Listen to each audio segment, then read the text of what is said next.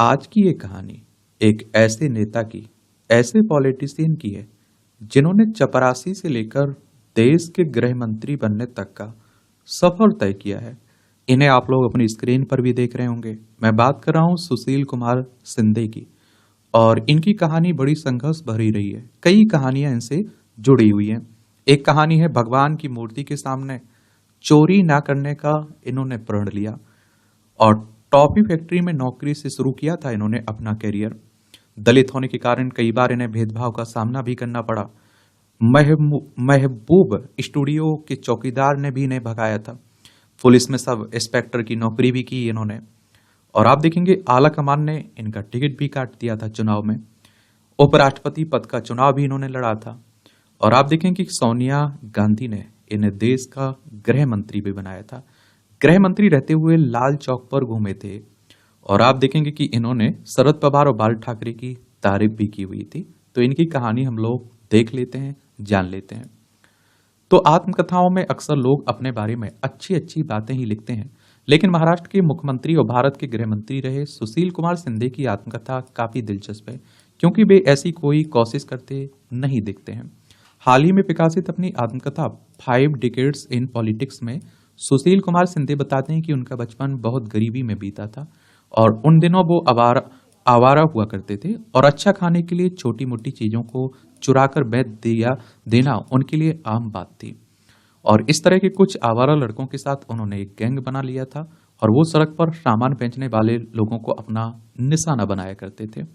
सिंधे अपनी आत्मकथा में लिखते हैं कि एक महिला जो सड़क के किनारे बैठकर छोटी मोटी चीजें बेचती थी, वो थोड़ी देर के लिए कहीं चली गई। मैंने ये सोचकर कि मुझे कोई नहीं देख रहा है, उसकी कुछ चीजें चुरा ली। लेकिन सड़क के दूसरी ओर बैठे कुछ दुकानदारों ने मुझे ऐसा करते और भागते हुए देख लिया। और जब वो लौट कर आई तो उन्होंने उस महिला को बताया कि एक गोरे लड़के ने तुम्हारा कुछ सामान उठाया। वो महिला मेरे घर पहुंच गई। फिर आप देखते हैं कि भगवान की मूर्ति के सामने इन्होंने चोरी न करने का प्रण लिया। और देखिए, जब अधिकतर लोगों को देखा होगा आपने, जब अपनी आत्मकथा अपने बारे में बताते हैं तो अच्छी अच्छी बातें बताते हैं, अच्छी अच्छी बातें लिखते हैं। उनकी मां ने महिला के आरोपों को मानने से इनकार कर दिया।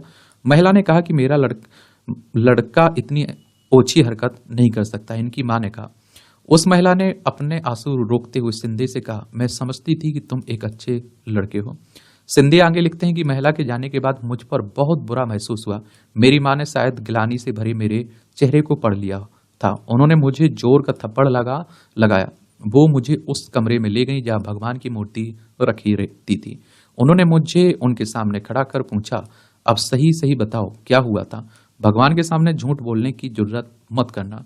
मुझे अपना अपराध स्वीकार करना पड़ा। मेरी माँ मुझे लेकर उस महिला के पास गई और मुझे सबके सामने उसके सामान से चुराई गई चीजों को उसे लौटाने पड़ी।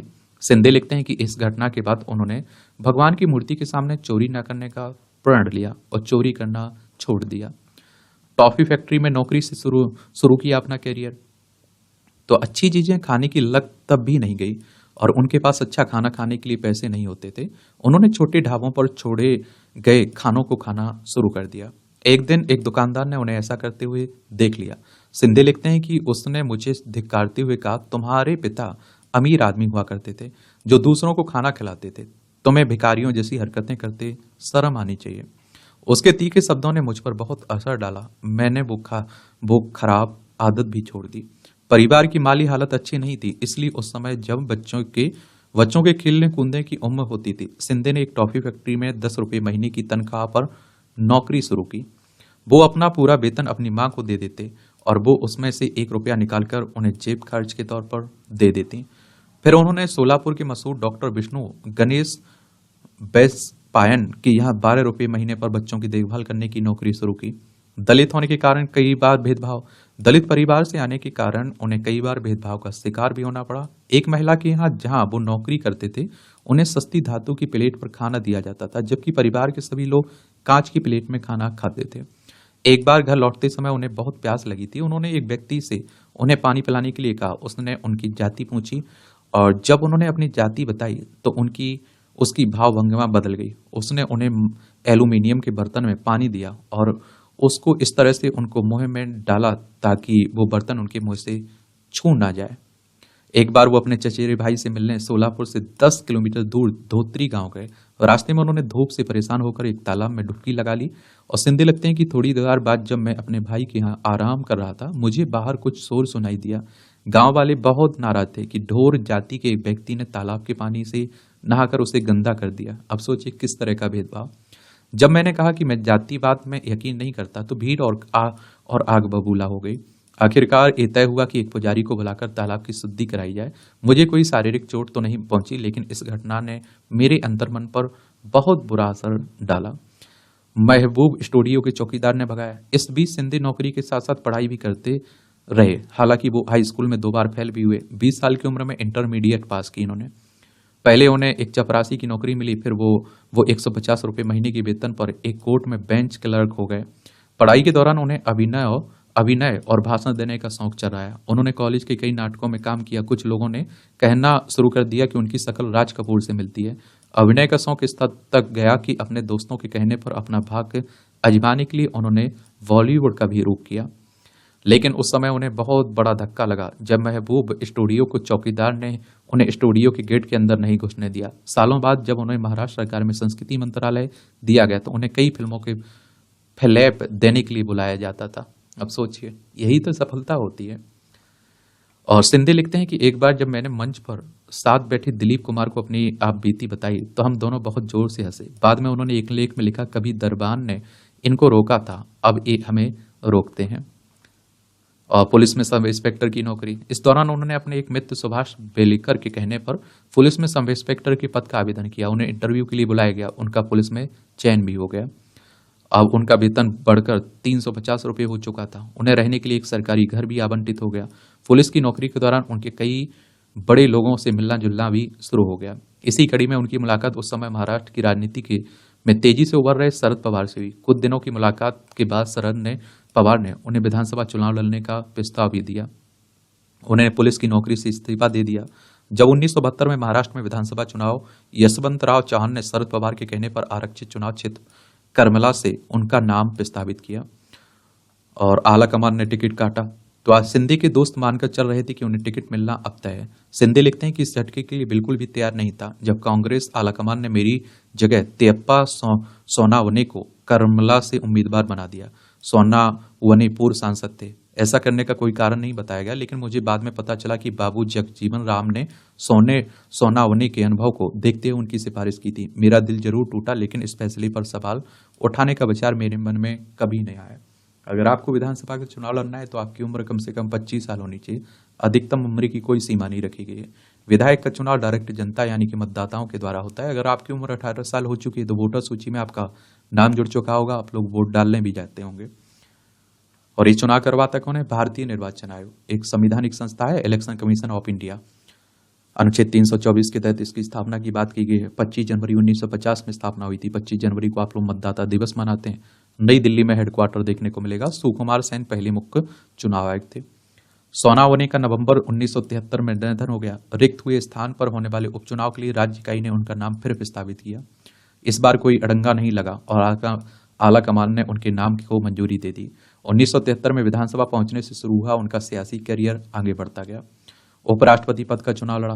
वसंतराव नायक ने उन्हें कल्याण राज्य मंत्री के तौर पर अपने मंत्रिमंडल में जगह दी। धीरे धीरे राज्य की राजनीति में उन्होंने अपनी पैठ जमानी शुरू कर दी। हाईकमान की नजर में उनका रुतबा बढ़ने लगा।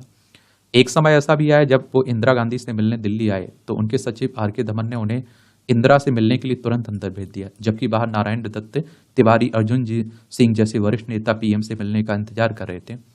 नरसिम्हा राव जब प्रधानमंत्री बने तो उन्हें कांग्रेस का महासचिव बनाकर दिल्ली लाए।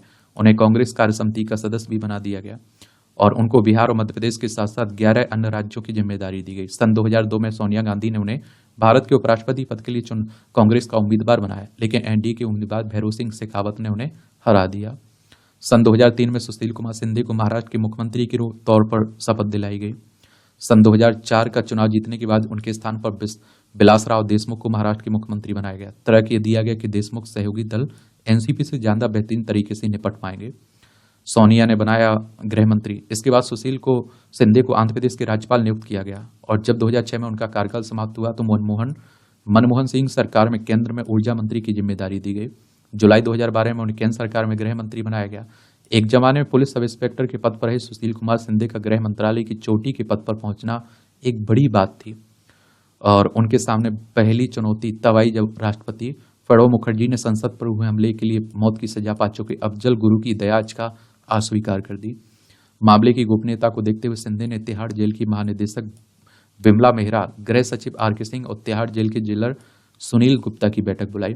शिंदे लिखते हैं कि तमाम तैयारी के बावजूद मैं स्वीकार करता हूं कि गृह सचिव के दफ्तर ने अफजल गुरु को फांसी दिए जाने के बारे में उनके परिवार को सूचित करने में देरी कर दी। इस गलती की वजह से अफजल गुरु का परिवार उनसे आखिरी बार नहीं मिल पाया। लेकिन जहां तक मेरा सवाल है, अफजल गुरु को फांसी दिए जाने के मामले से मेरी कोई निजी या भावनात्मक भागीदारी नहीं थी। गृह मंत्री रहते हुए लाल चौक पर घूमे तो सुशील कुमार शिंदे का मानना है कि लोकपाल के मुद्दे पर अन्ना हजारे के आंदोलन ने मनमोहन सिंह सरकार को बहुत चोट पहुंचाई। शिंदे लिखते हैं कि मुझे यह कहने में कोई संकोच नहीं कि अन्ना हजारे का आरएसएस और बीजेपी ने भरपूर इस्तेमाल किया और तथाकथित सिविल सोसाइटी के कई सदस्य उनके कुटिल अभियान का मोहरा भी बन गए। मैं उम्मीद करता हूं कि एक दिन अन्ना हजारे ये कहने की हिम्मत जुटा पाए कि उन्हें किस तरह संघ परिवार ने चकमा दिया। सन 1990 के बाद सुशील शिंदे भारत के पहले गृह मंत्री बने जिन्होंने श्रीलंका का श्रीनगर के लाल चौक का दौरा किया था। शिंदे ने अपनी जीवनी में लिखा कि नवंबर 2012 में मैंने श्रीनगर में पोलो ब्यूरो सिटी सेंटर का दौरा किया। मैं एक निजी कार में वहां गया जिसे उस समय के मुख्यमंत्री उमर अब्दुल्ला चला रहे थे। वहां मैंने लोगों से मिला और साधारण पर्यटक की तरह मैंने कश्मीरी सूटों और फलों की खरीदारी की। मैंने वहां आइसक्रीम भी खाई तो उमर हमारे लिए खरीद लाए थे और हमने शहर का भी दौरा किया। अपने साथ सिर्फ एक एस्कॉर्ट वाहन ले गए थे। इस बारे में हमने सुरक्षा अधिकारियों को बिल्कुल नहीं बताया था। पूरी यात्रा के दौरान हमने ये सुनिश्चित किया कि आम लोगों की जिंदगी में कम से कम व्यवधान हो। अपनी आत्मकथा में तो सिंधे ने इसका कोई जिक्र नहीं किया, लेकिन पुस्तक के विमोचन के मौके पर बोलते हुए उन्होंने स्वीकार किया कि लोग सोच रहे थे कि ये कैसा गृह मंत्री है जो लाल चौक पर बेखौफ घूम रहा है, लेकिन मैं किसको बताता कि अंदर मेरी फूंक सरकी हुई थी। और उनकी श्रीनगर यात्रा को काफी दिनों तक याद रखा गया और रॉ के प्रमुख ए.एस. दुलत ने अपनी आत्मकथा ए लाइफ इन द शैडो में लिखा कि भारत धीरे धीरे शिंदे और वाजपेयी जैसे नेताओं को भूलता जा रहा है, लेकिन कश्मीर में उनको अभी तक नहीं भुलाया गया। वाजपेयी की तरह शिंदे ने भी उन्हें उम्मीद की किरण दी। शरद पवार, बाल ठाकरे की तारीफ। इस पूरी आत्मकथा में शिंदे ने शरद पवार की काफी तारीफ की। उन्होंने उन्हें खुद को राजनीति में लाने का श्रेय भी दिया। वैचारिक रूप से उनसे दूरी होते हुए भी उनके राजनीतिक कौशल की कद्र करते हैं। शिंदे का मानना है कि पवार का ही बूता था कि उन्होंने कांग्रेस के उद्धव ठाकरे के नेतृत्व में बन रही सरकार का हिस्सा बनने के लिए तैयार किया। शिंदे लिखते हैं कि मुझे ये स्वीकार करने में कोई शर्म नहीं है कि पवार ने मुझ जैसे राजनीति में अनाड़ी शख्स को राजनीति का खागा सिखाया। उन्हें मुझे यहाँ तक सिखाया कि किस तरह हाथ जोड़कर नमस्ते की जाती है और किस तरह भीड़ को देखकर हाथ हिलाया जाता है। मैं उनके नाम के आगे हमेशा साहब लगाता हूँ, जबकि हम दोनों करीब करीब एक ही उम्र के हैं। बाल ठाकरे के लिए शिंदे के मन में सॉफ्ट कॉर्नर। वो लिखते हैं कि जब मैंने मुख्यमंत्री पद पर बने रहने के लिए उपचुनाव लड़ा तो ठाकरे ने सोलापुर विधानसभा क्षेत्र से मेरे खिलाफ शिवसेना को उम्मीदवार खड़ा न करने का प्रस्ताव दिया। तो इस तरह से आप देखें कि ये कहानी है किसकी? सुशील कुमार शिंदे की।